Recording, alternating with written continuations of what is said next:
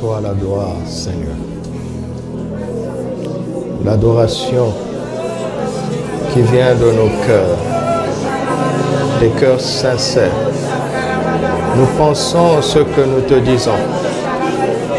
Nous croyons en ce que nous chantons.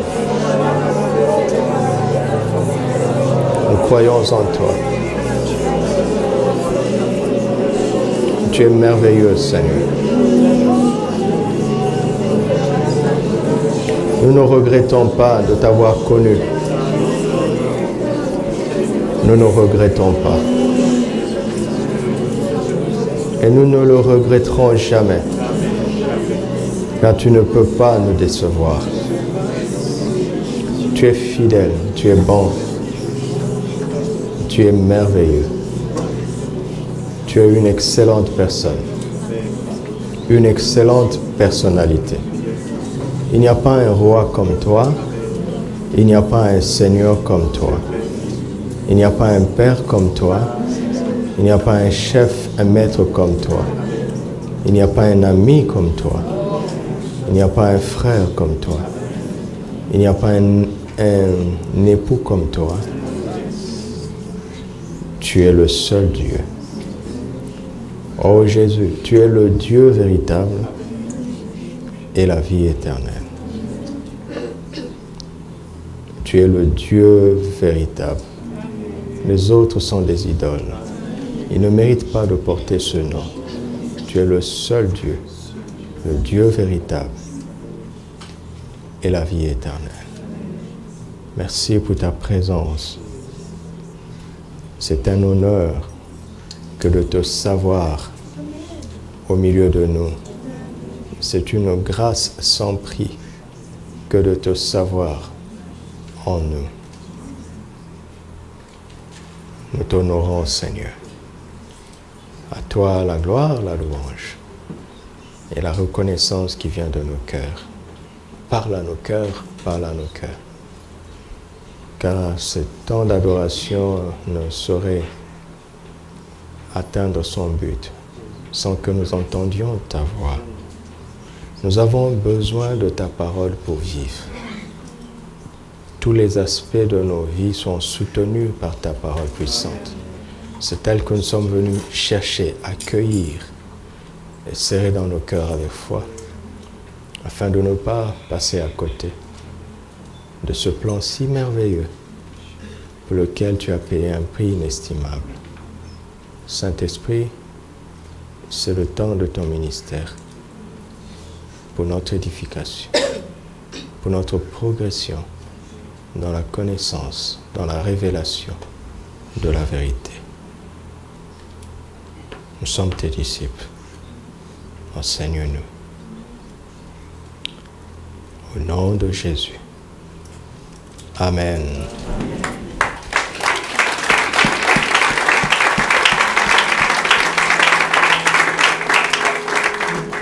Gloire à Dieu. Alléluia. Si tu aimes celui qui est à côté de toi, montre-le lui.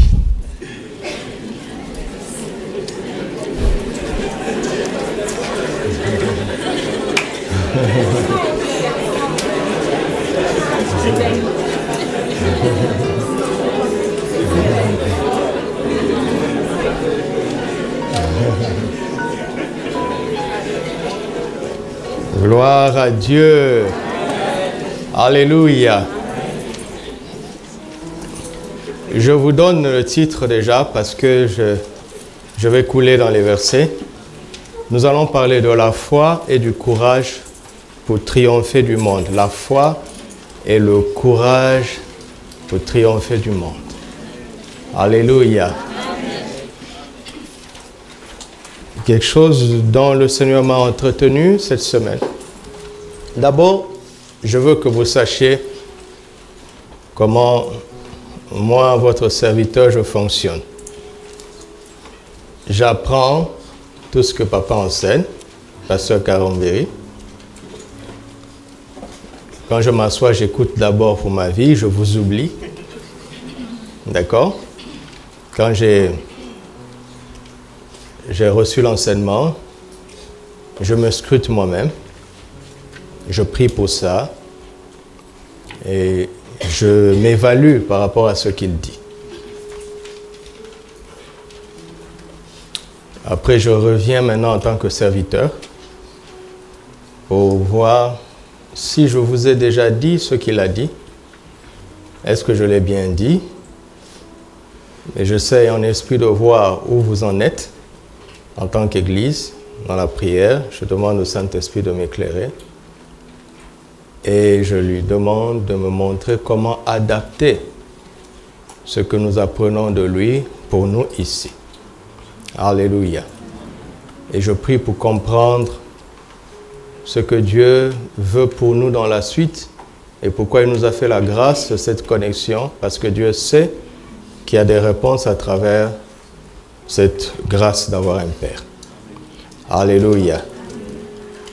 Tu sais que c'est Dieu qui t'a créé, n'est-ce pas? Mais comment tu as fait pour venir sur terre? Il a fallu le concours d'un homme et d'une femme qui sont tes pères biologiques. C'est la même chose en esprit. D'accord? D'accord. Alors, pour nous, nous parlons de la foi pour triompher du monde. Et le Seigneur veut que nous comprenions qu'il y a une dimension à ajouter à notre foi qui s'appelle le courage. D'accord? Ça s'appelle le courage. Le courage. Mais, est-ce que quelqu'un a un cerveau ici? C'est sûr, tout le monde a un cerveau. D'accord. Est-ce que le cerveau est créé par les scientifiques ou bien c'est créé par Dieu? Donc le cerveau est une bonne chose. Dieu qui a créé le cerveau, il le sait. D'accord? La science est en train de découvrir des choses. Dieu n'a pas besoin de découvrir ce qu'il a créé. D'accord? La science découvre, mais Dieu sait. Et le Saint-Esprit révèle. Alléluia. Alors, je veux que nous soyons sensibles à la conjugaison des verbes dans la démarche de ce matin. Commençons dans Colossiens chapitre 2. Parce que c'est important. Colossiens chapitre 2, verset 14.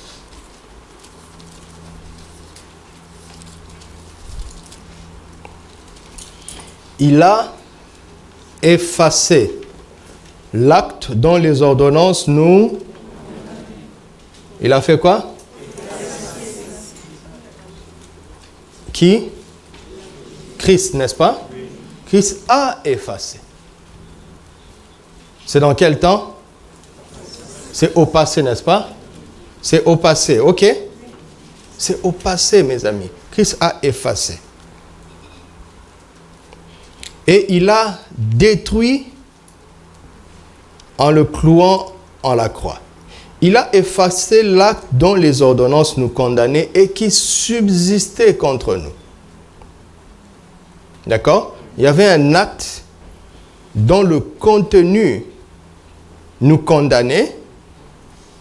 Donc il y avait un décret légal de condamnation. Peu importe à partir de quand ce décret a été écrit, mais ce décret subsistait contre nous. Qu'est-ce que cela veut dire?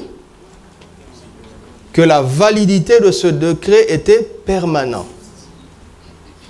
Peu importe à partir de quel moment cela a été écrit, chaque jour, ce document de condamnation était d'actualité. Vous me suivez? Peu importe, il y a combien de millions d'années, des milliers d'années, combien de siècles en arrière, ce document était actuel. Il était actuel tous les jours.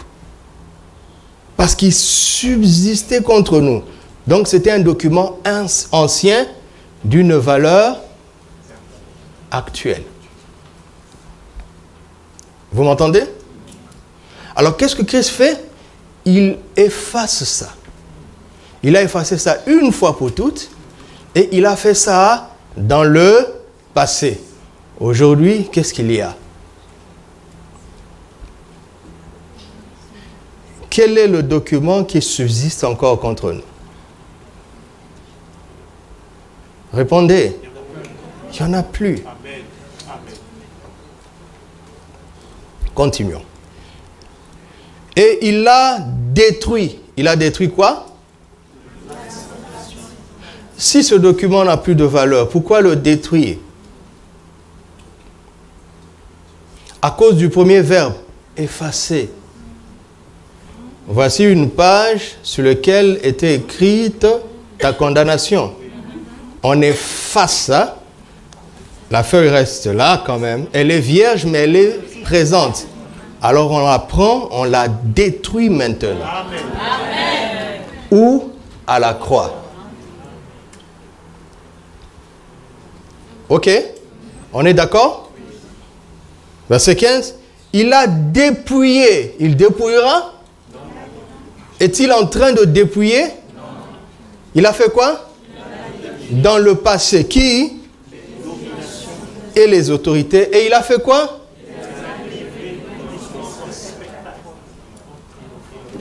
En faisant quoi? Ah, donc ici, il s'agit du triomphe de Christ. N'est-ce pas?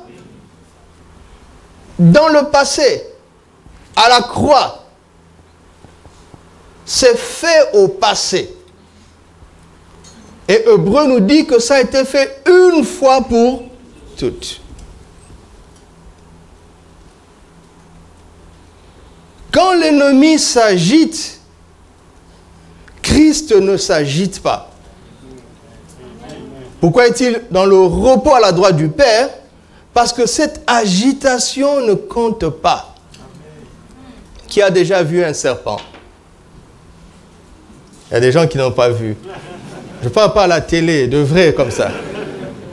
D'accord, c'est bien. Pour ceux qui ont vu. Qui a déjà vu un serpent dont on a coupé la tête? Qu'est-ce qu'il fait? Il reste immobile? Et ceux qui connaissent le serpent, quand le serpent s'agite, ils regardent à la tête. Si sa tête est atteinte, ils n'ont pas peur. Mais ceux qui ne connaissent pas, ils ont peur quand même, parce que le serpent s'agite. Et écoutez-moi, qui a déjà vu un serpent pour de vrai?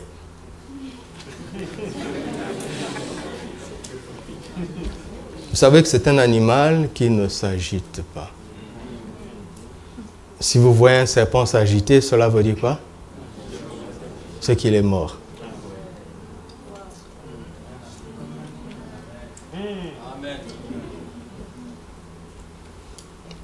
C'est pour cela que Christ est tranquille à la droite du Père. Il sait ce qu'il a fait à la croix.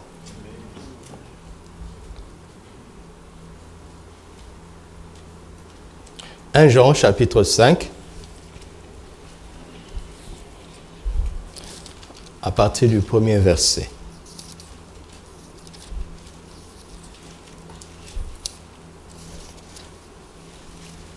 Tu as le droit de regarder à l'écran, mais c'est mieux avec ton livre. Tu as le droit de regarder à l'écran. Quiconque croit que Jésus est le Christ est né de Dieu. Et quiconque aime celui qui l'a engendré, aime aussi celui qui est né de lui. Arrêtons-nous. Qu'est-ce que ça veut dire? La première phrase est simple, n'est-ce pas? Quiconque croit que Jésus est le Christ est... C'est le cas de la plupart d'entre nous, n'est-ce pas? En croyant que Jésus est le Christ, nous sommes quoi? Cela veut dire quoi? Nous sommes devenus les enfants de Dieu. Dieu est notre Père. Il est responsable de tout ce qui nous concerne, y compris de notre sécurité. N'est-ce pas? Avez-vous déjà entendu un bébé prier pour que son père le protège?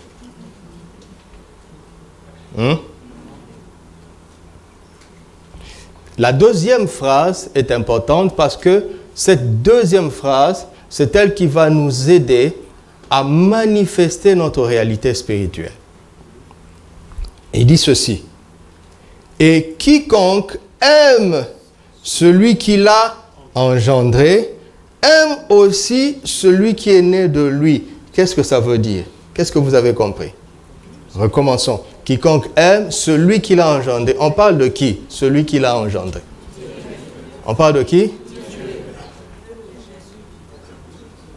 Oui, ça dépend de comment vous avez entendu ma question. Les deux réponses sont exactes. Ça dépend de ce que vous avez entendu dans ma question. D'accord? On parle d'aimer celui qui a engendré quelqu'un. Et ce quelqu'un-là, c'est qui? C'est Jésus, n'est-ce pas? Et nous savons que, donc, Dieu a engendré Jésus. Quiconque croit que Jésus est le Christ est né de Dieu. Et quiconque aime celui qui a engendré Jésus, donc quiconque aime Dieu, c'est ce que ça veut dire, n'est-ce pas? Quiconque aime Dieu, aime aussi... Vous voyez? Ouais, non, non, non, c'est pas vrai ce que vous avez dit. C'est pas vrai. C'est par amour que je vous dis ça. Je ne dois pas vous laisser dans l'erreur. C'est pas vrai. Jésus, c'est dans l'engendré. Aime aussi celui qui est né de lui. Cela veut dire qu'il faut chercher s'il y a quelqu'un d'autre qui est né de Dieu, parce qu'en croyant en Jésus, toi aussi tu es né de Dieu. Et Dieu avait engendré Jésus. Donc tu crois en Jésus, tu es né de Dieu et tu aimes celui qui a engendré Jésus. Dieu dit merci pour l'amour, l'adoration que tu me donnes. Mais regarde, est-ce qu'il y a quelqu'un qui est né de moi comme toi? Si tu ne l'aimes pas, ton amour pour moi n'est pas vrai. Vous voyez? Rien que ce verset-là, on a échoué. Tu n'as pas compris ça? Tu as échoué à partir de là. Tu es un triomphateur légal sur le plan spirituel, mais il s'agit de triompher du monde ici.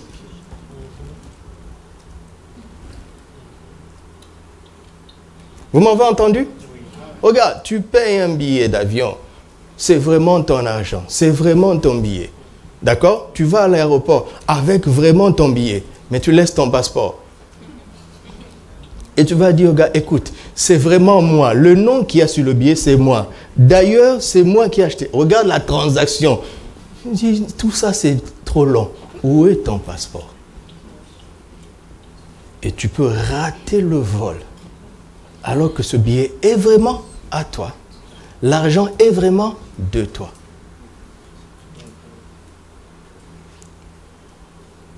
On se comprend? Je crois que Jésus est le Christ, je suis né de Dieu. N'est-ce pas? On n'enseigne pas un enfant à aimer son père. N'est-ce pas? C'est naturel. Et l'amour de Dieu devient naturel. C'est spontané.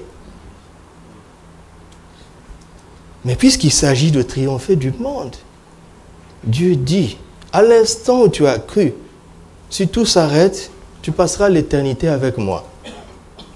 Mais en attendant de venir me rejoindre au ciel, tu vis sur la terre. Je vais te donner une clé qui fera que celui que Jésus a défait à la croix ne pourra pas t'avoir. Et cette clé, c'est quoi? L'amour. L'amour. Aimer son frère comme on aime Dieu. Vous m'avez entendu? J'ai dit quoi? Voilà.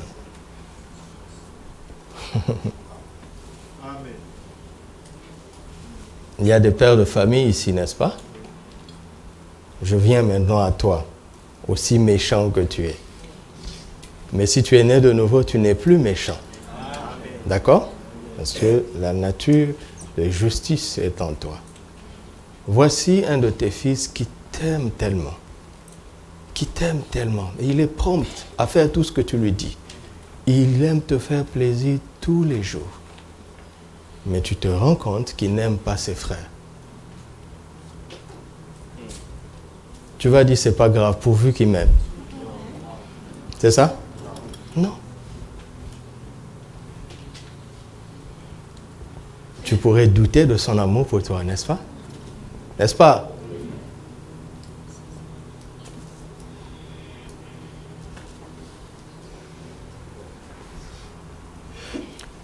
Vous voyez qu'on a besoin de moins en moins de prédications. N'est-ce pas? On en a besoin de moins en moins.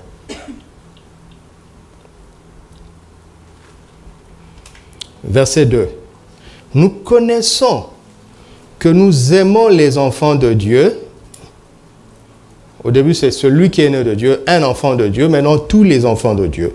Nous connaissons que nous aimons les enfants de Dieu lorsque et que... Qu'est-ce que ça veut dire? Qu'est-ce que ça veut dire? Est-ce que vous me suivez?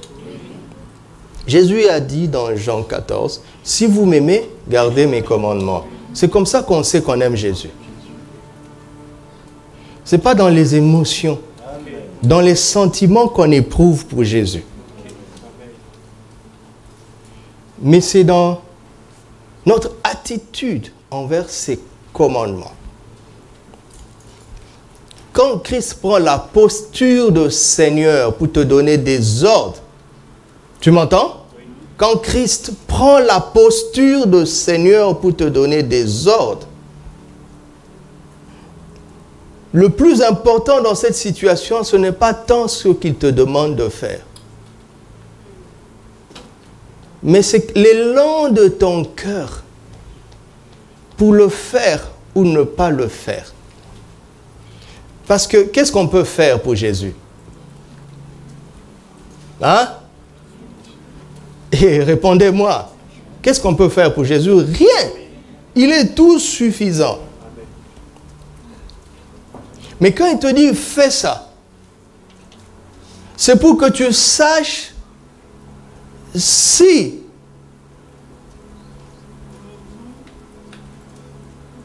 tu l'aimes vraiment. Parce que tu dis que tu l'aimes. Je dis que je l'aime, d'accord? Je chante que je l'aime.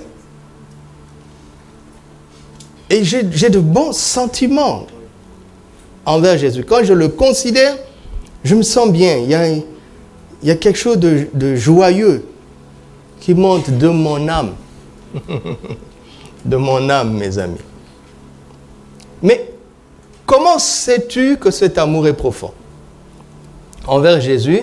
C'est dans la promptitude que tu as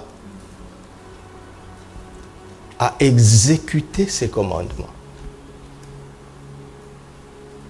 Vous m'entendez? Est-ce que vous m'entendez? Le rythme avec lequel chacun exécute les commandements du Seigneur révèle l'intensité de notre amour pour lui. Amen.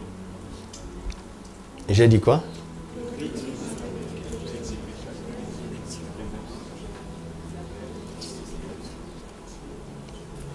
Peu de gens ont répondu. Ne riez pas. Maintenant, ici, il est question de savoir si j'aime les enfants de Dieu. Ok? Oui. Comment? Puisqu'on doit aimer nos frères de la même manière qu'on aime Dieu, on va mesurer notre amour envers nos frères de la même manière qu'on mesure notre amour envers Dieu. Si on le mesure différemment, c'est que si Dieu nous dit de mesurer cet amour différemment, c'est que Dieu ne nous demande pas d'aimer les autres autant que lui. Vous me suivez? Alors, allons-y. Nous connaissons que nous aimons les enfants de Dieu lorsque nous aimons Dieu, point de départ, et que nous pratiquons ses commandements.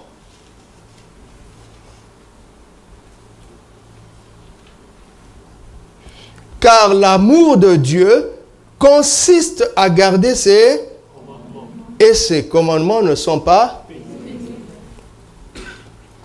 Dans la perspective de l'amour, les choses ne sont plus difficiles.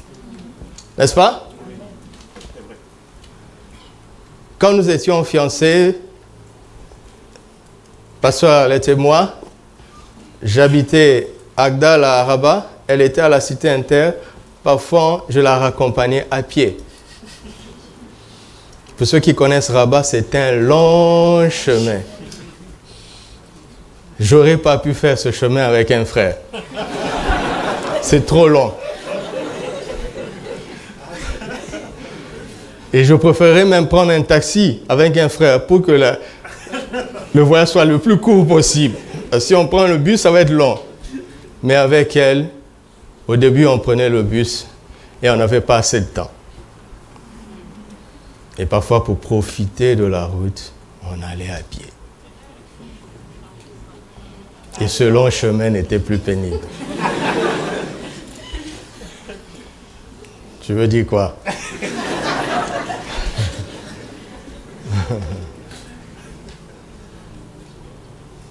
À chaque fois que dans la parole de Dieu, tu découvres une exigence du Seigneur pour ton prochain et que tu as envie de sauter cette exigence, ça veut dire que tu n'aimes pas ton frère.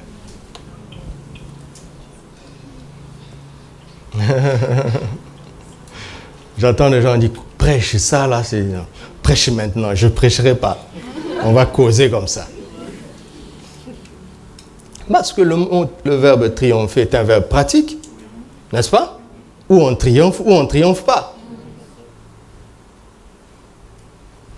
Nous devons aimer tous les enfants de Dieu de la même manière.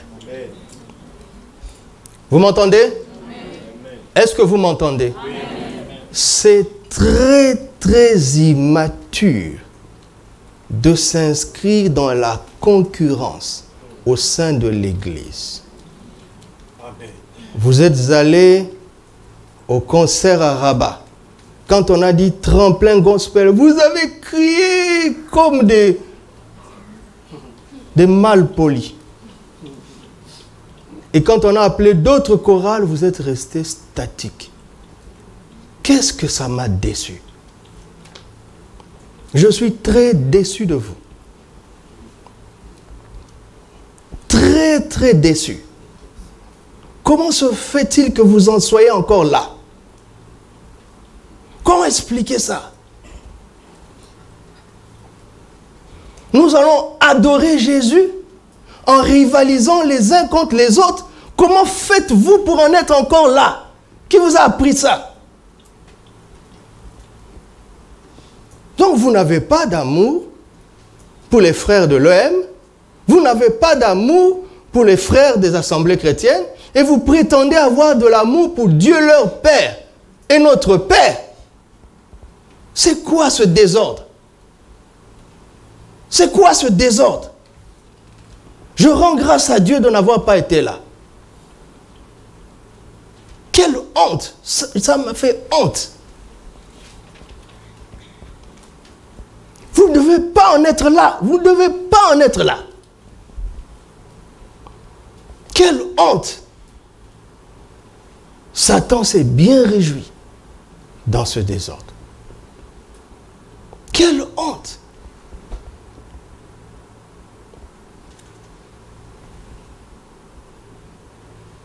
Écoute, si tu veux t'élever au-dessus des autres, alors n'utilise pas le nom de Jésus. N'utilise pas le nom de mon Jésus. Si tu veux chanter mieux que les autres, alors va chanter dans le monde. On ne fait pas de la louange pour s'élever au-dessus des autres. On fait de la louange pour élever Jésus. Amen. C'est grave.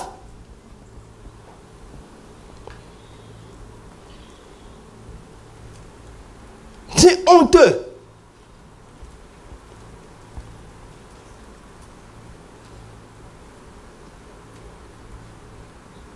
Verset 4. Parce que tout ce qui est né de Dieu triomphe du monde. Vous m'entendez? Toute personne qui est née de Dieu triomphe du monde. Il n'y a pas de dénomination ici. Si vous voyez des gens qui sont nés de Dieu et qui ne triomphent pas, la faute n'est pas à leur dénomination. Ils ont changé d'appui. Ils ont changé de repère.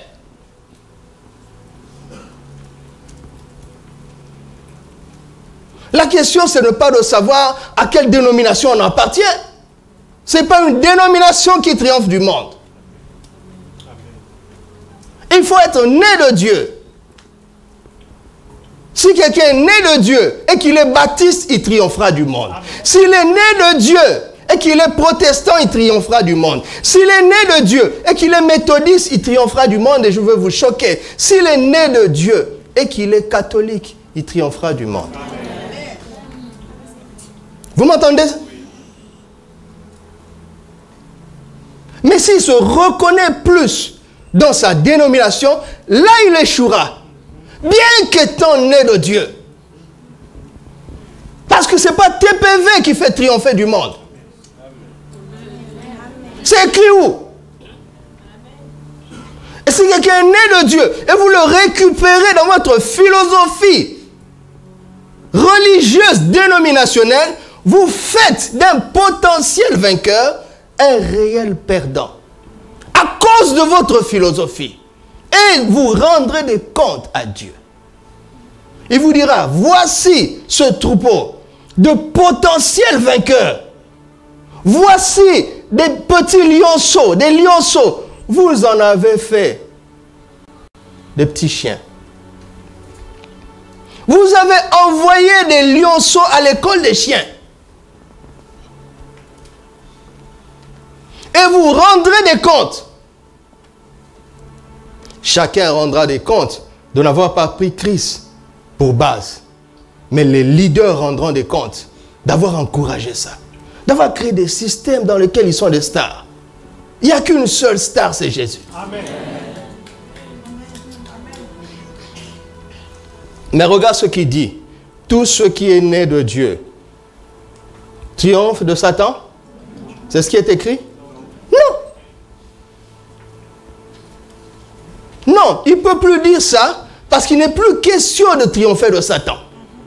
Ça, c'était l'affaire de Jésus à la croix. Vous m'entendez? Il est question maintenant de triompher du monde. Et le monde est un système. Il est même dans l'église.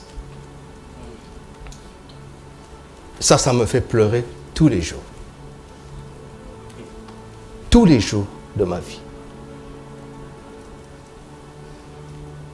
Vous avez les chrétiens qui argumentent le sang de Jésus, l'autorité de Jésus sur Satan. Ils chassent des démons, les démons partent. Et ils s'enorgueillissent. Mais les démons ne partent pas à cause de toi, à cause de ce nom-là. Mais après, ils fonctionnent dans l'église avec la mentalité du monde. Ils ne triompheront pas. Vous avez vu, non?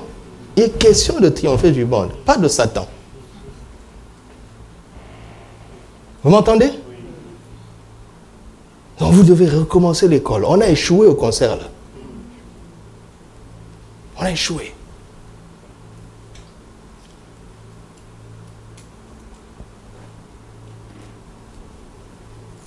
Comment Jésus va changer cette nation si l'église est comme ça?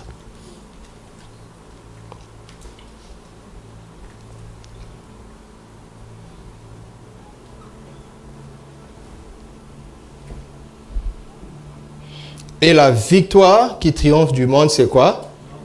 C'est notre foi. Alléluia. Notre foi. Vous avez vu, non? Pas ma foi.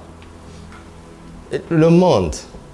Comment je veux vous l'expliquer? Que le Seigneur m'aide.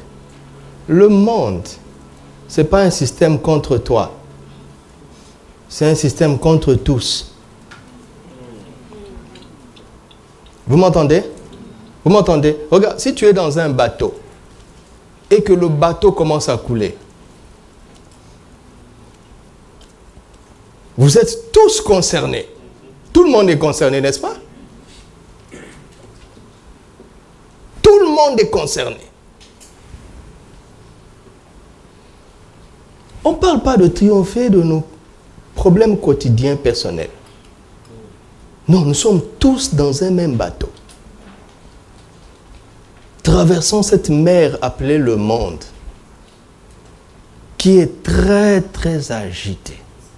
qui envoie de tempêtes, nous devons être solidaires. Parce que pour triompher du monde, il faut la foi commune. Vous m'entendez? Je n'ai pas dit l'œcuménisme, mais j'ai dit la foi commune. Ne méprenez pas mes propos. Je ne parle pas d'œcuménisme. Parce que l'œcuménisme, c'est un mélange de plusieurs foi. Non, ici on parle d'une seule foi. Nous avons une seule foi, un seul Seigneur, un seul baptême, un seul esprit, un seul Dieu et Père, un seul sang qui nous a sauvés. Un seul Seigneur. Et la foi, ce que Dieu appelle la foi, a été transmise aux saints une fois pour toutes. C'est avec cette foi commune que nous triompherons du monde. Donc, avant d'aller plus loin, chacun doit se débarrasser de la mentalité de compétition. Nous sommes dans un même bateau. Écoutez-moi, tous les chrétiens ont quelque chose de bon à nous apprendre et quelque chose de mauvais à nous apprendre. Quand tu considères les autres, prends leurs points forts, célèbre-les dans leurs points forts, tire des leçons dans leurs points faibles et sois humble, parce que si ils se sont trompés comme ça, tout le monde peut se tromper aussi comme ça. Alors, au lieu de les condamner, sois humble, te dis, Seigneur, garde-moi de ne pas en arriver là. Ça, c'est dans ta communion avec Dieu. Ne va pas les critiquer. Ça, c'est dans ta communion avec Dieu. Maintenant, quand vous êtes dehors, sans flatterie, sans hypocrisie, tu célèbres leurs points forts, car il y a des points forts. Tout ce qui est né de Dieu a quelque chose de bon. Amen.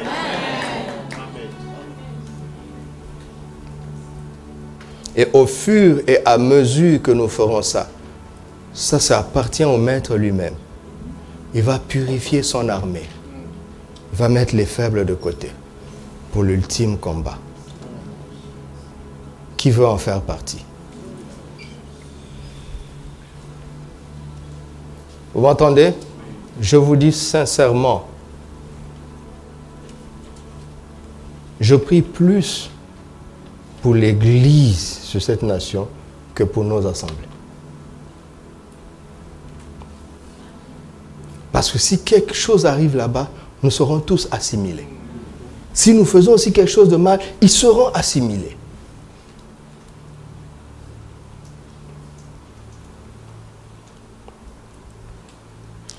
Alors, ce texte nous montre qu'il faut la foi, n'est-ce pas? Pour triompher du monde, d'accord? Il faut la foi pour triompher du monde. Jean 16, verset 33. Jean 16, verset 33 dit, « Je vous ai dit ces choses, afin que vous ayez la paix en moi. Vous aurez des tribulations où? Dans le monde. Mais faites quoi? Pourquoi? Bonne nouvelle. Jésus n'a pas vaincu seulement Satan. Il a aussi vaincu le monde.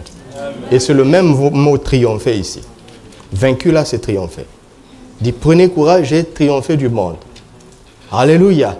Alors, il nous demande, en plus de la foi, d'être courageux. Vous m'entendez? D'être courageux. Il y a des situations dans la vie où il faudra, en plus de la foi, du courage. Amen. Vous m'entendez? Oui. Du courage. Du courage. L'Esprit me disait ce matin qu'il y a cette idée dans le livre de Josué. Parce que Dieu lui a dit, fortifie-toi, prends courage. Fortifie-toi, prends courage. Donc je te donne juste une pensée. Va lire le livre de Josué. Vous allez voir qu'il fallait qu'il y ait cette combinaison de deux choses pour triompher. Amen. La foi et le courage. La foi et le courage. Je vous donne l'exemple. Pour traverser le Jourdain, il suffisait que les sacrificateurs qui portent l'arche, n'est-ce pas, avancent, et dès qu'ils poseraient leur premier pas dans le Jourdain va s'ouvrir, n'est-ce pas? N'est-ce pas? La foi, c'était de prendre l'arche et d'avancer. C'est de croire que dans ce coffre, il y a la présence du Créateur du ciel et de la terre. Ça, c'est la foi. Mais le courage, c'est de poser le pas. Vous entendez? Rahab a dit aux espions, nous avons entendu ce que l'Éternel a fait avec vous. Nous avons perdu courage.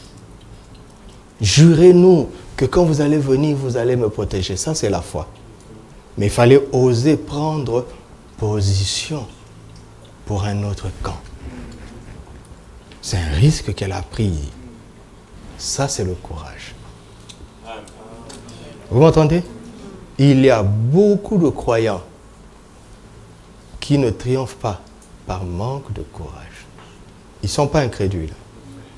Mais ils n'ajoutent pas le courage, l'élément du courage à leur foi. Alléluia. Et je vais nous montrer pourquoi Jésus ajoute l'élément du courage en plus de la foi. Parce qu'il est question de triompher du monde, n'est-ce pas? N'est-ce pas? De triompher du monde. Pourquoi? Parce que le monde n'existe pas par lui-même. Comme le ciel et la terre n'existent pas par eux-mêmes, le monde aussi n'existe pas par lui-même. Le monde existe grâce à une personne que Jésus appelle le prince de ce monde. Verset 7, Jean 16, 7 à 11. Cependant, je vous dis la vérité, il vous est avantageux que je m'en aille, car si je ne m'en vais pas, le consolateur ne viendra pas vers vous. Mais si je m'en vais, je vous l'enverrai. Et quand il sera venu, il convaincra le monde. D'accord? En ce qui concerne le péché, la justice et le jugement. En ce qui concerne le péché, parce qu'il ne croit pas en moi. En ce qui concerne la justice, parce que je vais au Père et que vous ne me verrez plus. En ce qui concerne le jugement, parce que le prince de ce monde sera jugé.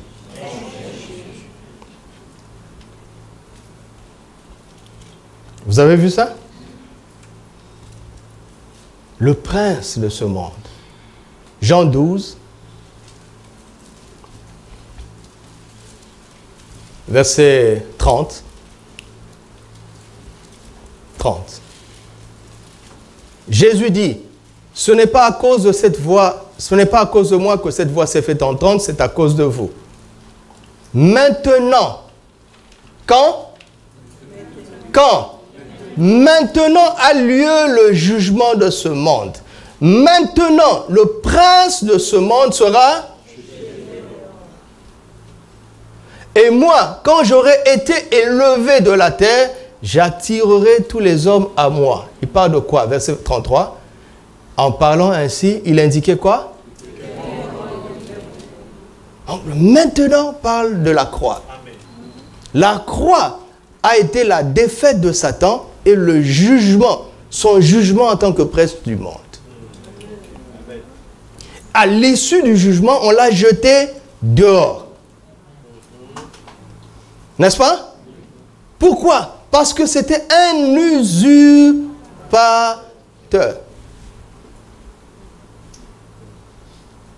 Un usurpateur qui contrôlait un système qu'il avait mis en place, dont il était le chef. Et les gens qui étaient sous ce système pensaient qu'il en était le chef. Mais Jésus ne dit pas que tu es le roi de ce monde.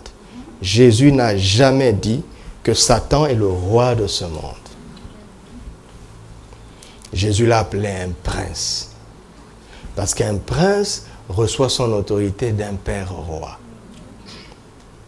Et le roi que Dieu avait établi sur la terre pour créer un système d'organisation de la terre, sur le plan naturel, c'était Adam. Et il a donné à Satan tous les royaumes, la puissance et la gloire de la terre. Jésus, c'est ça. Quand il appelle le prince de ce monde, le jour du jugement à la croix, on a appelé le prince à la barre. Où as-tu eu ce pouvoir?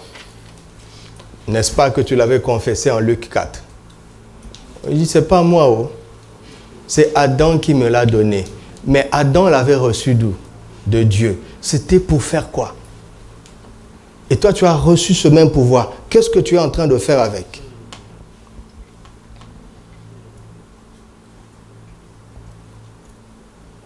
Comme un homme avait donné le pouvoir, il appartient à un homme de le récupérer. Amen. Jésus a dit, je suis un homme. Allez, allez, oust. Il est resté dehors. Mais le problème, c'est que le système est resté là. À travers les pensées, les philosophies, les méthodes. Il faut maintenant la révélation. Quoi que tu fasses, dis-toi, quelle pensée il y a derrière? Quel but il y a derrière? Qui est-ce que je sers finalement? Hein? Qui est-ce qu'on sert finalement?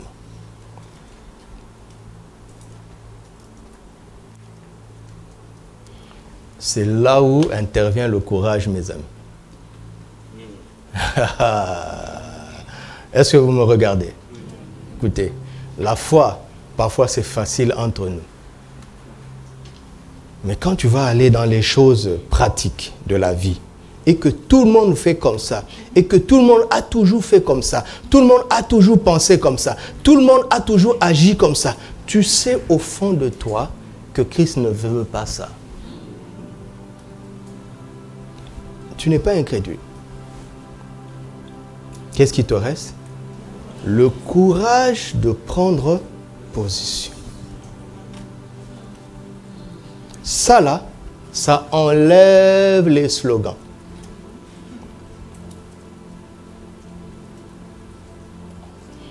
C'est pour ça qu'il y a beaucoup de fausses chrétienté. L'église qu'on voit là, parfois c'est à se demander s'ils sont vraiment nés de nouveau. Mais le plus souvent, selon la parole d'aujourd'hui, c'est le manque de courage. Et les gens vivent dans le compromis. Et viennent se consoler à l'église. Pour calmer, endormir leur conscience. Vous avez médité le Torah d'hier? Ça nous a montré d'autres dimensions de la prière. Hébreux 11:6 dit qu'il faut s'approcher de Dieu avec la foi, n'est-ce pas? Mais Hébreux 10:22 ne dit pas ça. Hein? Il dit, Dieu veut que tu t'approches par la foi, mais dans la plénitude de la foi. Et pour que ta foi soit totale, il faut d'abord que ton cœur soit sincère. Et que ta conscience soit pure. Et que ton corps soit...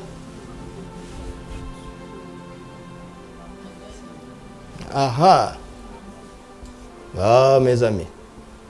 Parce que Satan, je sais que plusieurs ont du mal à croire ça, mais croyez-moi, Satan, c'est très facile. Parce qu'il n'y a plus de combat, en fait. N'est-ce pas? Regarde, si tu entres dans une maison et qu'il y a des toiles d'araignée, si tu défais seulement les toiles, ça va revenir. Mais si tu tues l'araignée, c'est bon, non? Mais ce n'est pas parce que tu as tué l'araignée que les toiles vont disparaître. N'est-ce pas? Il faut d'abord tuer l'araignée. C'est ce que Jésus a fait. Mais après, il faut nettoyer. Parce que ces toiles vont continuer à être opérationnelles alors que l'araignée n'est pas là. Et c'est ça le monde. C'est une toile. C'est un filet. Vous savez ça, non? Vous lisez la Bible, non? Une parabole, Jésus a dit, le royaume des cieux, c'est comme quelqu'un qui a jeté un filet.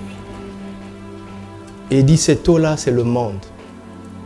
Mais quand on retire, après on fait le tri.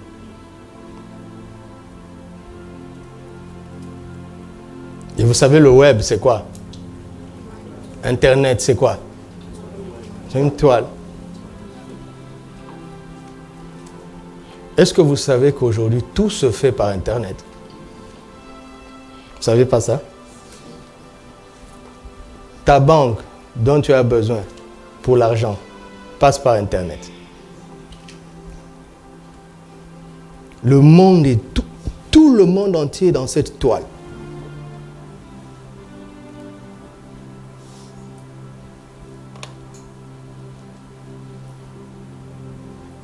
Il s'agit de triompher du monde et c'est un sujet concret. Je répète, Satan et les démons, c'est facile. Parce qu'il n'y a plus de combat en fait. C'est une question de positionnement. Tu as le courage de te positionner sur Christ, tu donnes un ordre. Qui croit à ça?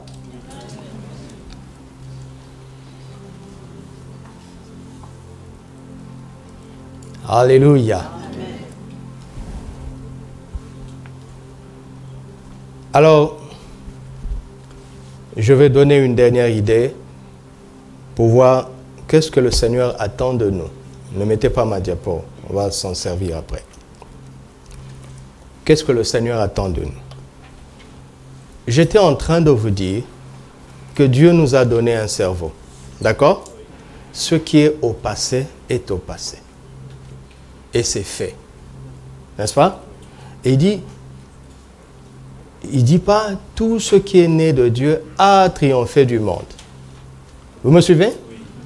Il ne dit pas que tout ce qui est né de Dieu triomphera du monde. N'est-ce pas? Oui. Mais Jésus, quant à lui, dit qu'il a déjà triomphé de l'ennemi à la croix. Colossiens 2. Et il nous dit, prenez courage, j'ai triomphé du monde. Jean 16, 33. Le triomphe de Jésus est au passé. C'est un fait. Il ne faut pas changer de conjugaison. Alléluia. Alors, en ce qui nous concerne, le triomphe du monde, n'est pas au futur. Et il n'est même pas au passé. C'est au présent. C'est quelque chose qui doit être d'actualité tous les jours. Amen. Alléluia. Amen. Que Dieu bénisse mon enseignant de l'école primaire qui nous a appris les modes, le présent de l'indicatif. Et il y a une phrase, vous savez, qu'il a mise dans ma tête depuis l'enfance, qui est toujours là. Il dit, on conjugue le présent pour parler d'une réalité permanente. Exemple, et il nous donnait toujours le même exemple, le soleil se lève. Répondez-moi. Le soleil se lève où? Ah, vous savez. Et il nous dit, quand tu utilises le présent de l'indicatif, tu n'as pas besoin de dire tous les jours. Parce qu'on te dit le soleil se lève à l'est, ce que tu entends, c'est ceci. C'est que tous les jours, où que tu sois, le soleil se lève à l'est. Donc c'est une réalité permanente. Ok? Donc notre triomphe du monde. Vous me suivez? Oui. Jésus a dit, tout ce qui est né de Dieu, c'est quoi? Triomphe. Donc qu'est-ce qu'on peut dire? Tout ce qui est né de Dieu triomphe tous les jours du monde, où qu'ils soient. Tant qu'ils sont dans le monde, ils triompheront du monde. Ils triomphent tous les jours à clamer la parole de Dieu.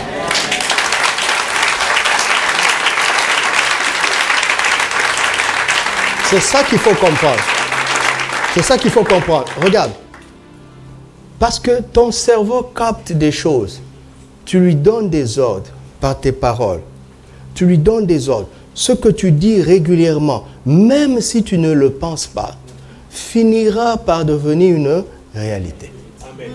Vous savez ça? Ceux qui endoctrinent les gens, c'est ce qu'ils font. Ils disent répéter, répéter, répéter, répéter. À un moment donné, tu n'as plus la lucidité de réfléchir sur ce que tu dis. Et le jour où tu seras face à cette situation, tu vas réagir conformément à ce que tu avais dit. Quelqu'un me comprend? Je veux vous donner un exemple. Je veux vous donner deux exemples.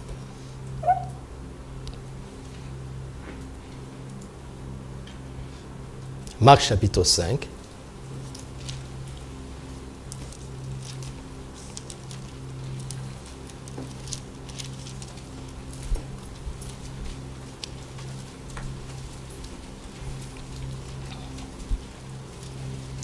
Verset 26. Marc 5, verset 26. Elle avait beaucoup souffert entre les mains de plusieurs médecins Elle avait dépensé tout ce qu'elle possédait et elle n'avait éprouvé aucun soulagement, mais était allée plutôt en empirant. Ça, c'est l'histoire de 12 ans. Vous comprenez? C'était son quotidien pendant 12 ans. Jusqu'à ce qu'elle arrive où? Au point où elle a dépensé tout ce qu'elle possédait. Je veux donner un côté négatif de l'histoire de cette femme parce qu'on célèbre beaucoup sa foi et avec raison. Mais tant qu'elle avait de l'argent pour consulter, elle continuait alors qu'elle ne voyait qu'il n'y avait pas de résultat. Elle le voyait elle-même. Vous comprenez? Regarde, on va chez le médecin pour faire quoi? Pour être guéri ou au pire des cas pour être soulagé, n'est-ce pas? Regardez l'histoire de cette femme. Elle avait beaucoup. Vous avez vu ça? Est-ce que ça veut dire que c'était de mauvais médecins? Non. Dès le début, elle aurait pu comprendre que ce chemin menait à l'impasse. Mais elle a les moyens. C'est ça. C'est les moyens qui dictaient ses décisions et ses choix. Malgré la réalité, écoutez-moi, ça c'est très essentiel à cause de ce que je vous dis si on a encore le temps. Quel était le point de départ de sa recherche des solutions? C'est de dire, voyons voir, qu'est-ce qu'on peut faire avec ce qu'on a?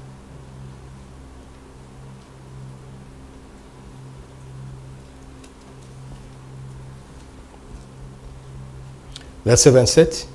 Ayant entendu parler de Jésus, elle vint dans la foule par derrière et toucha son vêtement. Restons un peu ici. Restons ici. Vous savez, Seigneur, aide-moi. Regardez, j'essaye toujours, tous les jours, n'est-ce pas, de vous dire, de comprendre l'esprit des Écritures. Comme le torrent de ce mois. Ce n'est pas seulement la prière, d'accord? Mais l'esprit de la prière. Essayez de comprendre qu'est-ce qu'il y a derrière, quelle est la mentalité de Dieu derrière l'idée de la prière. C'est plus qu'une pratique. D'accord? Alors quand tu es en train de méditer, fais attention aux intentions de l'esprit à travers le récit. Vous voyez déjà que le verset 26 résume 12 ans de vie. N'est-ce pas? Cela veut dire, à partir de ce moment, quand l'esprit t'ouvre l'intelligence de cette façon, tu comprends que dans tous les versets qui vont venir, il faut savoir que tous ces versets sont des résumés d'une séquence qui a duré. Vous comprenez ça?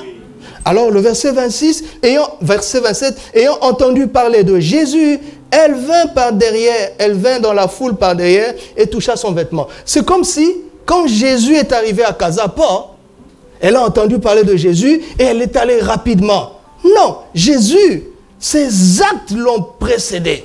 Jésus n'était pas dans leur ville. Jésus a commencé à agir depuis longtemps.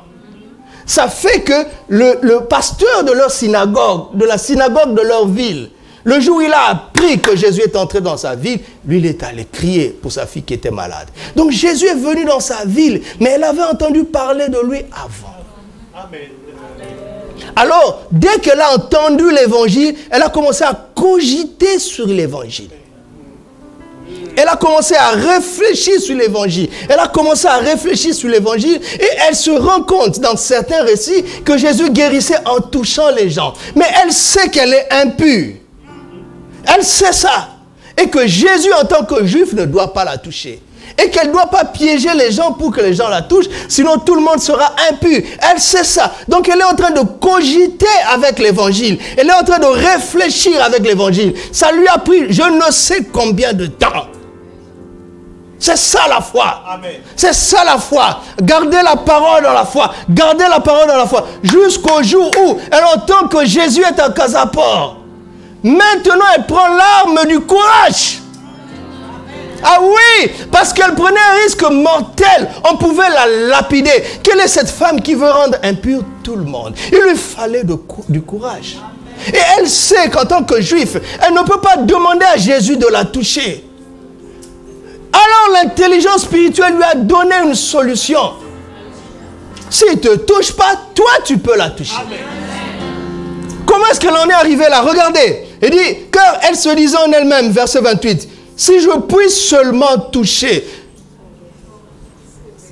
Est-ce qu'elle s'est dit en elle-même? Elle se disait, si seulement je puis toucher le bord de son vêtement, si seulement je puis toucher le bord de ce... Elle se le disait, elle se le disait, elle se le disait. Parce que si je touche quelqu'un, il devient impur. Je vais toucher le bord de son vêtement. Regarde, pourquoi je m'arrête ici? Parce que si tu te dis que je veux vaincre Satan, si tu te dis que je veux vaincre Satan, tu es en train d'annuler l'évangile, l'œuvre achevée de Christ. Quelle que soit la bonne chose que tu vas faire, mais si l'idée derrière, l'intention derrière, la racine derrière, l'ADN de cette action, c'est de vaincre ce que Christ a déjà vaincu, tu es dans l'erreur. Vous m'entendez? Vous m'entendez? Regardez. Papa dit parfois des phrases qu'on trouve anodines.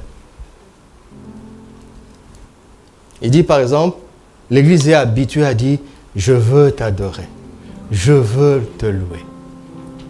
Ça veut dire que tu n'adores pas encore. Et on dit, ça n'a pas de conséquences. Tu es sûr que ça n'a pas de conséquences? Chante pendant 10 ans. Je veux t'adorer. Je te promets que tu ne seras jamais un adorateur. Tu auras l'espérance d'adoration. Tu n'auras jamais sa réalité. Parce que ce que tu veux, c'est de l'adorer un jour. Ne jouez pas avec ça. Pourquoi? Parce que notre cerveau entend, même si ton intention est bonne, le problème est dans le cerveau. Il entend, il enregistre, il enregistre, il enregistre. À chaque fois que tu auras le choix entre adorer et faire ceci, ça va être simple. Je vais adorer plus tard. Vous comprenez ça? Est-ce que quelqu'un comprend ce que je dis? Tu ne t'en rends pas compte. Tu ne t'en rends pas compte. Tu dis, ah oui, non, il faut disposer les conditions. Je veux le faire à 19h. Et tu fais autre. À 19h, Satan va emmener autre chose. Je veux le faire à 22h. Et puis à 22h, Seigneur, toi-même, tu comprends. Je veux. Je veux. Non, pas je veux. Commence. Amen. Seigneur, je t'adore. Qu'est-ce qu'on doit faire? Ce cantique est très beau, mais on cherche un moyen de l'adapter. Vous voyez, j'aime beaucoup ce cantique. Je sais que c'est inspiré de Constance, c'est ça? Je veux... Non. Non, de Constance. Je veux t'adorer. Père, reçois, ô Dieu, l'adoration. Tu as aimé, je veux t'adorer. Tu es en train de perdre du temps. Corrigeons juste cette phrase. D'accord? D'accord? Nous avons chanté tout à l'heure. Je chanterai ce nom précieux, Jésus. Donc on n'a pas encore chanté. Hé, ne riez pas. On n'a pas encore chanté. On a chanté notre espérance de chanter.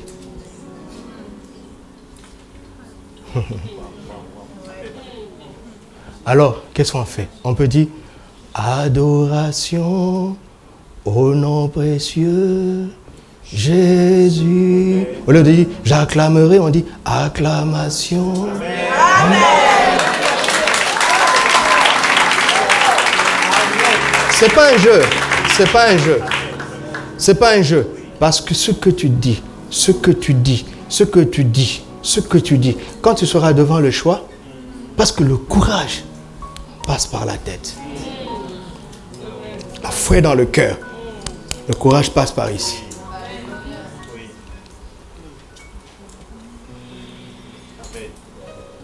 Discipliner les enfants. 6h30, tu pries. Ils boudent, tu t'en fous.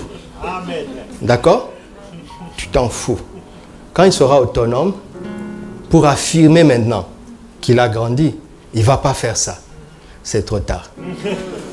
Tu as déjà semé.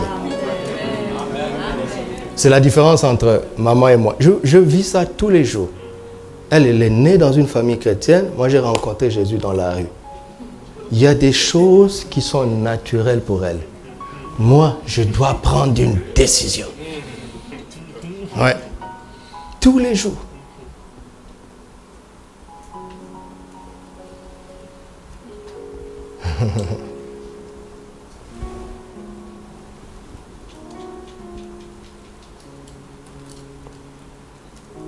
Parce qu'il faut du courage, d'accord? D'accord? Je continuerai ça mercredi. Je continuerai ça mercredi. Il faut le courage de prendre position pour l'œuvre achevée de Christ. Même si on se moque de toi, on dit, mais regarde, si vraiment, pourquoi ça? Sois courageux. Alléluia. Jésus a dit quoi? Celui qui aura honte de moi devant les hommes, qu'est-ce qu'il va faire? Regarde, si on te moque, on se moque de toi pour Jésus. Mais si tu connais Jésus, tu vas vouloir même qu'on se moque davantage. Non? Mais si tu commences à faiblir dans les certitudes de l'évangile, parce que les gens prennent un pan de ta vie pour te renvoyer à la figure que ce n'est pas vrai, et toi tu faiblis. Tu passes à côté. Ce que Jésus a fait, il a fait. Amen. Alléluia. Amen. En attendant que ça se manifeste, sois courageux. Ne crois pas secrètement. Dis, voici ce que l'évangile dit. Voici sur quoi je me tiens.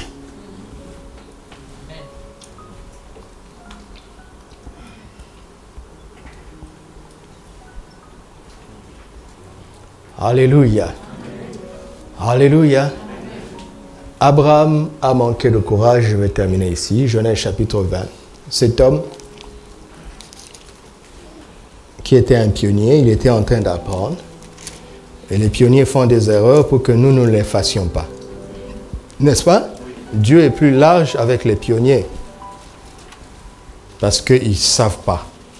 Ils sont très ignorants. Nous ne sommes pas ignorants. D'accord? Nous ne sommes pas ignorants. Papa enseignait sur 3 sortes d'églises. L'église ignorante, l'église combattante et l'église triomphante. Mercredi, je vais enseigner sur ça. Et continuer. Dieu est plus large avec les pionniers.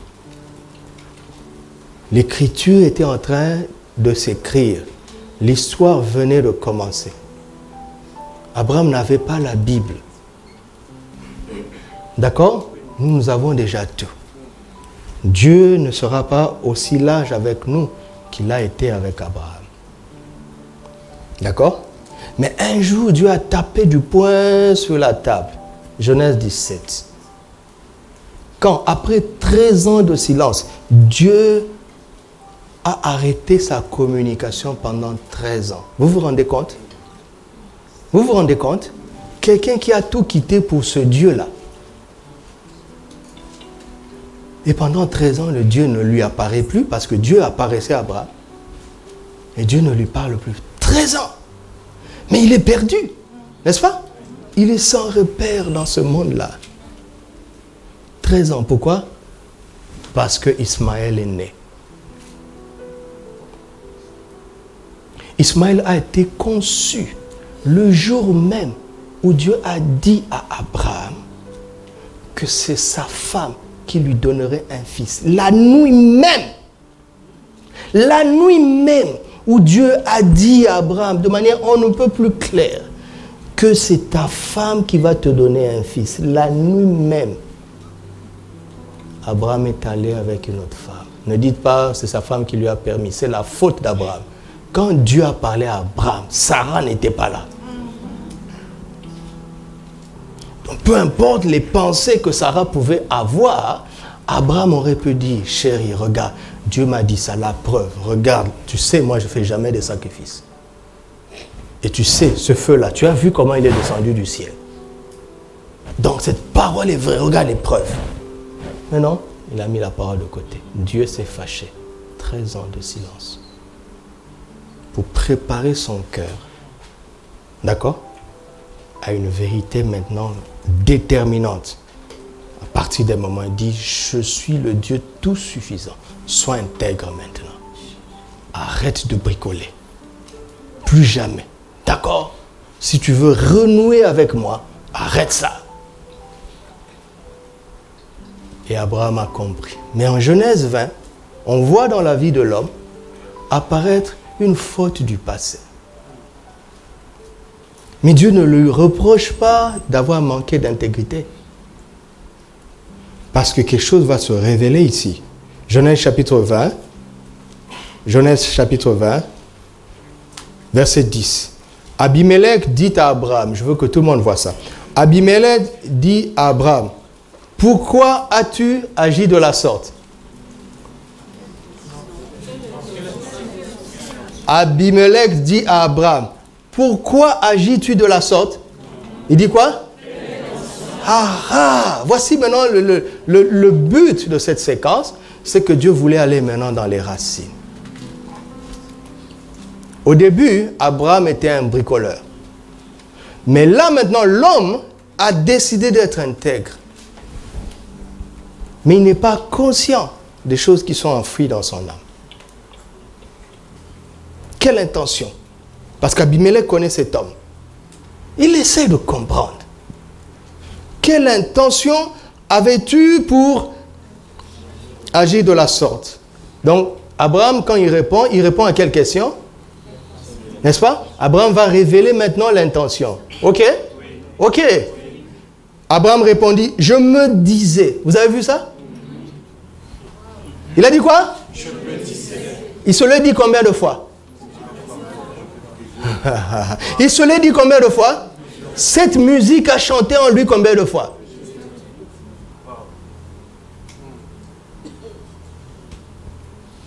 Si tu ne corriges pas cette musique, tu n'auras pas le courage quand il faut en faire preuve. Tout en étant dans la foi. Quelqu'un comprend? On a eu un missionnaire ici qui nous a beaucoup aidé. Lui, il disait toujours, lui s'imagine toujours le pire. Le jour où on va lui dire, renie Jésus, ou bien on te tue. Et il disait, lui, il pense à ça tous les jours pour se préparer au chaos. Parce que le jour où ça te tombe dessus, c'est pas là que tu vas réfléchir. Il y a des choses qu'il faut avoir réglées avant. N'est-ce pas? Regardez Joseph. La femme de son maître le tourmentait tous les jours, n'est-ce pas? Donc chaque jour quand il allait dans le palais, il devait s'attendre au pire. N'est-ce pas? Il devait déjà se dire, Joseph, qu'est-ce que tu vas faire?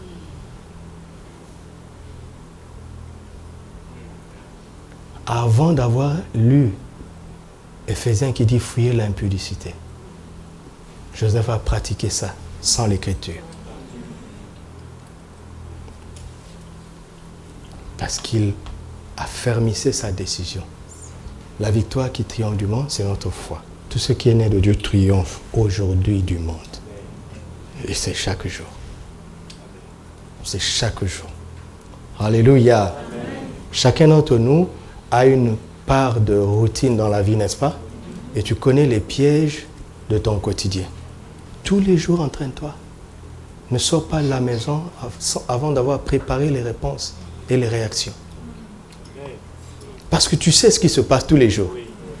Ne fais pas comme si ça serait la première fois. Et si tu as triomphé aujourd'hui, quand tu te réveilles le matin, compteur à 0. Tout ce qui est né de Dieu n'a pas triomphé du monde. Triomphe. Quelqu'un m'entend? Compteur à 0. Hein? Parfois, assis-toi, dis-toi. C'est quelque chose que je fais souvent. Si je dois rendre un témoignage de ce que Dieu a fait, je parlerai de quoi? Et ça date à quand? Quel est ton dernier témoignage de la fidélité de Dieu? Quel est ton dernier témoignage de la puissance de Dieu? Si ça fait 3 mois, ça veut dire que tu es dans 3 mois de faiblesse. Mais ce n'est pas un reproche, ça doit juste te réveiller.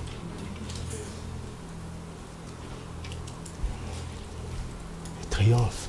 Ce qui est né de Dieu triomphe aujourd'hui du monde. J'ai vu plein de champions qui sont tombés. Mais vous les chrétiens, vous annulez leurs exploits quand vous voyez la faute d'aujourd'hui. Moi, je ne fais pas ça. Je sais que les exploits passés étaient authentiques. Mais ils se sont assis dessus. Ils n'ont pas eu la sagesse de mettre le compteur à 0. Le diable n'a pas peur des triomphateurs d'hier. Même Jésus, le diable a cherché une occasion favorable pour le tenter. Qu'est-ce qu'il va faire avec nous? Il est téméraire, persévérant, courageux dans le mauvais sens.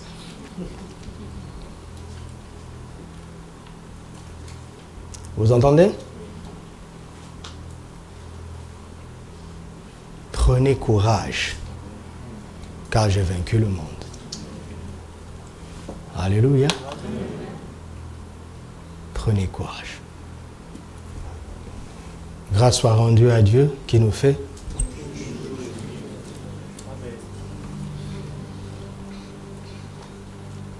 C'est ça sa volonté pour nous. Alléluia. C'est cela sa volonté. C'est cela sa volonté.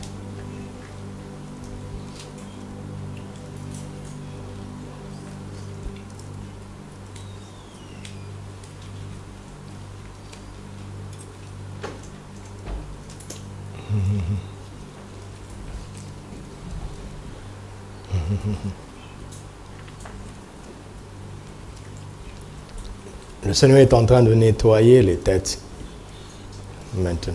Il est en train de nettoyer. Il est en train d'enlever les mauvaises pensées que nous avions enregistrées, pensant que c'était la vérité. Il est en train de nettoyer maintenant. Il le fait parce qu'il est toujours derrière sa parole pour l'accomplir. Mais à nous d'en être conscients et d'avancer désormais avec la parole de Dieu dans ce qu'il a dit. Ce que Dieu a fait est fait. Ce que Dieu a dit est établi. Ce que Dieu a fait au passé a une valeur éternelle. C'est un fait. Ne renversez pas les choses. N'attendez pas ce que Dieu a fait comme si c'était une promesse. Mais ayez le courage. Positionnez-vous dans ce qu'il a fait. Positionnez-vous dans l'œuvre achevée de Christ, car il ne fera pas ce qu'il a déjà fait. Il ne fera pas ce qu'il a déjà fait. Il l'a fait. Il a fait. À nous de le croire et de prendre position. À nous d'avoir la foi et de faire preuve de courage pour résister à l'esprit de ce monde, au prince de ce monde, et nous opposer à ses insinuations, nous opposer à son intimidation, nous opposer à son mensonge. À nous d'être courageux et de ne pas être faible, de ne pas trembler, de ne pas être timide. Ce que Christ a fait est fait. Et cela est établi à jamais. Cela est établi à jamais. cela est établi à jamais. Ce qui est écrit est écrit. Personne ne peut le changer. Ce que Dieu a dit est établi. Personne ne peut le revoquer. Personne.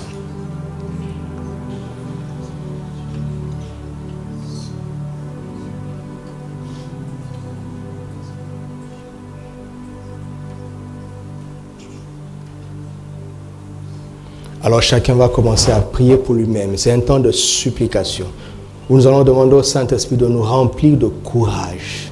Nous avons foi en toi, Seigneur. Remplis-nous maintenant de courage. Supplions le Seigneur. C'est un temps de supplication. Prie de tout ton cœur. Demande au Saint-Esprit de te remplir de courage, de courage, de courage, de courage. Seigneur, remplis-nous de courage. Ce courage est disponible, car Christ a dit, prenez courage. Ce courage est disponible. Ce courage est disponible en Christ. Ce courage est disponible en Christ. Remplis-nous de courage. Remplis-nous de ton courage. Remplis-nous de courage. Seigneur, enlève la peur de nos âmes. Enlève la peur de nos âmes. Enlève la paresse. Que nous ne soyons pas nonchalants avec l'œuvre achevée de Christ. Que nous ne soyons pas hésitants avec les Écritures, avec les faits divins. Enlève, Seigneur, cette nonchalance, cette paresse. Enlève la honte, Seigneur. Que nous prenions position, que nous prenions position, que nous affichions nos convictions sur la base des Écritures. Seigneur, que nous ne nous laissions pas intimider quand nous sommes minoritaires. Que nous ne prenions pas, Seigneur, nous ne cédions pas à l'opinion majoritaire, même quand c'est au sein de l'Église. Nous refusons cela. Nous nous tenons sur l'œuvre achevée de Christ, sur ce que tu as dit, sur ce que tu as dit, sur ce que tu as accompli. Nous nous tenons dessus, car rien d'autre n'a de valeur. Rien d'autre n'a plus d'importance que ce que tu as fait. Nous n'avons aucune victoire contre Satan en dehors de la croix. Toutes les choses qui tentent à remplacer la victoire de la croix sont vaines. Nous le rejetons. Nous le rejetons et nous tenons ferme sur la base de l'œuvre achevée de Christ. Il y a beaucoup de pièges dans ce monde. Il y a des idées qui sont entrées dans l'Église. Ces idées viennent du monde et du prince de ce monde. Nous avons choisi de le rejeter. Nous avons choisi de les rejeter. Quel que soit ce qui arrive, nous choisissons de rejeter ces idées. Car c'est ta parole qui nous conduit. C'est ta parole qui est la vérité. C'est la parole qui est la vérité. Nous ne voulons plus avoir une foi secrète en ce qui concerne le triomphe du monde. Seigneur, Seigneur, Seigneur, Seigneur, remplis-nous de courage. Remplis-nous d'assurance. Remplis-nous de fermeté. Et que nous osions chaque jour affirmer ce que tu as fait. Affirmer ce que tu as fait. Chaque jour, je dirai à l'ennemi, je lui rappellerai Colossiens 2. Chaque jour, je rappellerai à Satan, Colossiens chapitre 2, verset 15. Quel que soit ce qui se passe, Colossiens 2 ne change pas. Chaque jour, je le lui rappellerai. Peu importe les circonstances, l'ennemi est vaincu, car Christ a triomphé de lui à la croix. Chaque jour, je célébrerai ton sang et je rappellerai à ma conscience, Colossiens 2,14, où tu as effacé, là dont les ordonnances me condamnaient, et tu l'as crucifié à la croix. Chaque jour, je rappellerai à ma conscience. Chaque jour, je rappellerai à l'accusateur. Chaque jour, je rappellerai aux accusateurs l'œuvre achevée de Christ. L'œuvre achevée de Christ. Il n'y a maintenant, aucune condamnation pour ceux qui sont en Christ. Maintenant, il n'y a aucune condamnation pour ceux qui sont en Christ. Car ton sang a effacé tous nos péchés. Tu as effacé les preuves qui parlaient contre nous par ton sang. Et tu l'as supprimé par ta croix. Béni soit ton saint nom. Béni soit ton saint nom. Il se peut que tu sois majoritaire en famille, minoritaire, je voulais dire. Mais le Seigneur parle à certaines personnes, ils sont plusieurs ici. Depuis que tu es ici, tu as entendu l'évangile d'une autre façon. Et tu as l'impression que ta foi est en décalage avec les gens de ta famille, ton entourage, qui sont en réalité tes aînés dans la foi. Et tu es dans l'embarras parce que tu n'es pas supposé leur donner des leçons. Ils sont supposés être plus mûrs que toi. Et ils te poussent dans des pratiques dans lesquelles tu n'as pas de paix à cause de ce que tu découvres dans les évangiles ici. Le Seigneur me dit de te dire deux choses. Premièrement, tu n'as pas à leur donner des leçons. Respecte ta position. Fais preuve d'humilité. Mais deuxièmement, sois courageux, sois courageuse. Brandis ce qui est écrit. Car s'ils prétendent être chrétiens, ils ont la Bible. Brandis ce que tu dis. Que ta foi ne soit pas secrète, ne soit plus secrète. Et ne réponds pas timidement. Ne réponds pas timidement. Parle avec assurance sur la base des Écritures. Ce n'est pas parce qu'ils sont plus nombreux qu'ils ont forcément raison. Et ne cherche pas non plus à avoir raison. C'est la parole de Dieu qui est la vérité. Tiens-toi sur la base des Écritures. Et sois courageux, sois courageuse. Parce qu'ils ont besoin d'entendre ça. Ils ont besoin d'entendre ça. Qui sait si c'est par toi qu'ils connaîtront la vérité et qui seront affranchis. Notre dernier sujet ce matin, nous allons tous demander au Seigneur, au Saint-Esprit, de faire de nous des témoins courageux. Courageux. Courageux avec ce qui est écrit. Parlons au Seigneur. Soyons des témoins courageux, courageux. Des témoins hardis. Des témoins qui ne sont pas hésitants avec leurs convictions. Avec ce qui est écrit. Des témoins courageux. Des témoins courageux. Des témoins courageux. Arme-nous de courage, Seigneur. Arme-nous de ce courage dans le témoignage quotidien. Arme-nous de courage dans le témoignage quotidien. Arme-nous de courage dans le témoignage quotidien.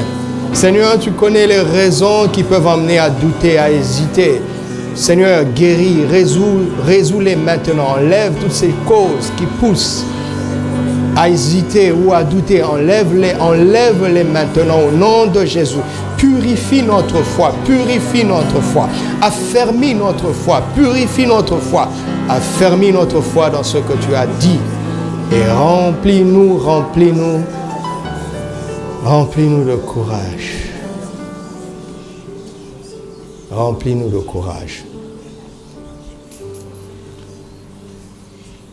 Dans ce mois, ici, je ne sais pas si vous avez remarqué, la première question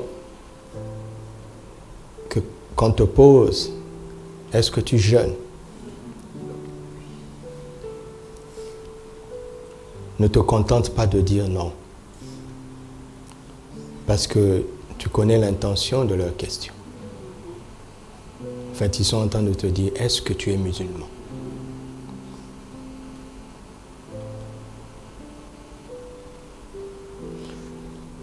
N'ayez pas peur, n'ayez pas peur. Ne vous compromettez pas, ne mentez pas. Et surtout, ne dites pas timidement la vérité. Avant-hier, je suis allé chez le coiffeur. La première question qu'il m'a posée, mais c'était en arabe et je n'ai pas compris. Et puis je lui ai dit, je n'ai pas compris. Il a reposé, mais je ne comprenais pas vraiment ce qu'il disait. Et pendant qu'il a commencé à me coiffer, je me suis senti triste dans mon âme. Et le Saint-Esprit m'a dit, tu sais ce qu'il t'a demandé. tu sais qu'il voulait te demander si tu as jeûné. Et quand je me suis repenti, il m'a posé encore la question. Là maintenant, il m'a demandé si j'ai mangé. Je lui ai dit non. Et je lui ai dit, je suis chrétien.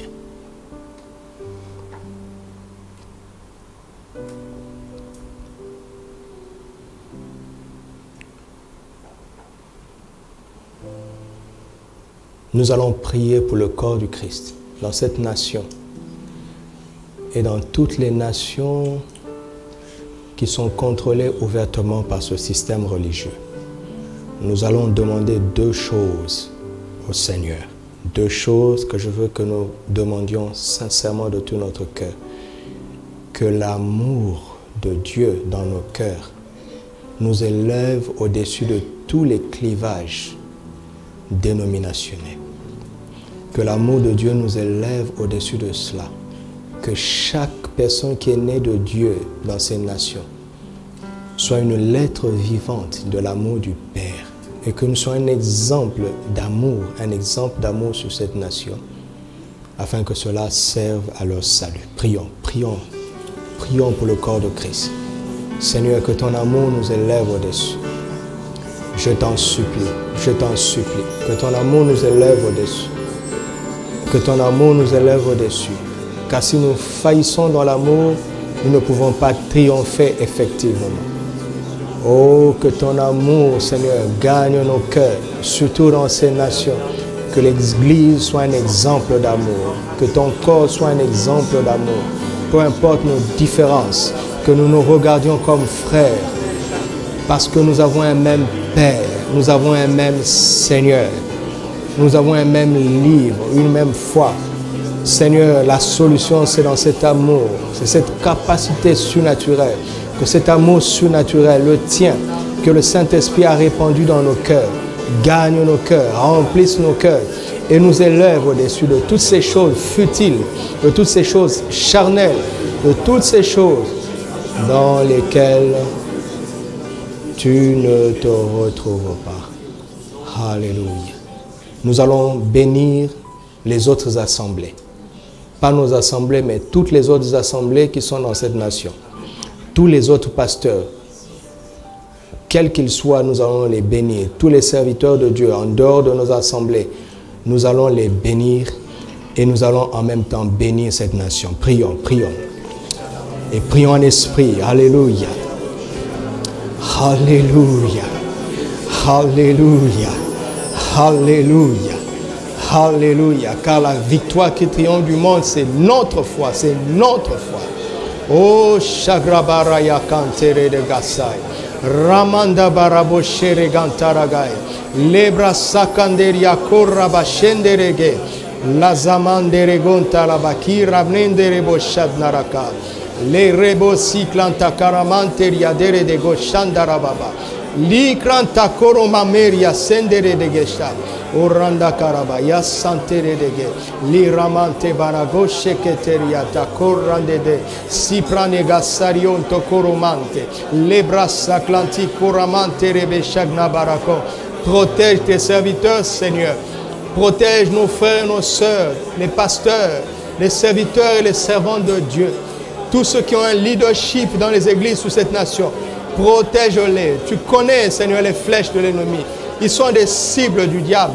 Ils sont des cibles, Seigneur. Protège-les. Protège-les, Seigneur. Protège nos frères et nos sœurs, tes serviteurs et tes servantes. Protège nos frères et nos sœurs dans les autres assemblées. Protège-les. Bénis-les, Seigneur. Visite-les. Que ton esprit agisse. Tu accomplis des miracles là-bas. Tu pourvois leurs besoins. Tu donnes la croissance à toutes les églises. Tu donnes la croissance. Que toutes tes églises connaissent le triomphe qui est notre partage dans la foi en Jésus-Christ. Seigneur, que nos frères et nos sœurs triomphent, qu'ils expérimentent le triomphe. Continuons à prier pour cela. Alléluia, qu'ils expérimentent le triomphe au quotidien. Que mes frères et sœurs, les pasteurs, les serviteurs et les servantes de Dieu expérimentent le triomphe. Là où ils ont des difficultés, donne-leur le triomphe. Là où ils sont limités, donne leurs limites. Là où l'ennemi leur résiste, Seigneur, Donne-leur des percées, donne-leur de la victoire maintenant. Au nom de Jésus.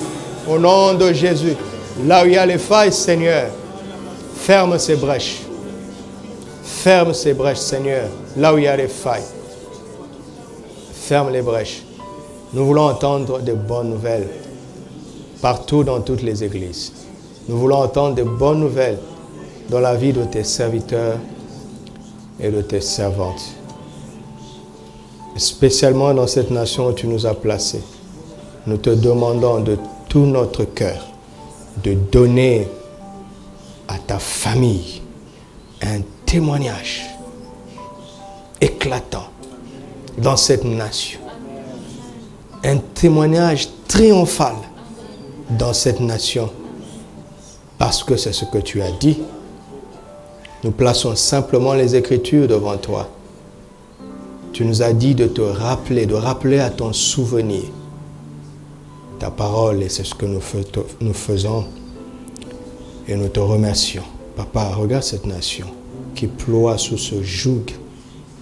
Nous appelons le triomphe de Christ sur ce joug, afin qu'ils entrent dans la paix, dans le repos et dans la vérité que nul autre ne peut donner, si ce n'est toi seul. À toi la gloire. À toi le règne.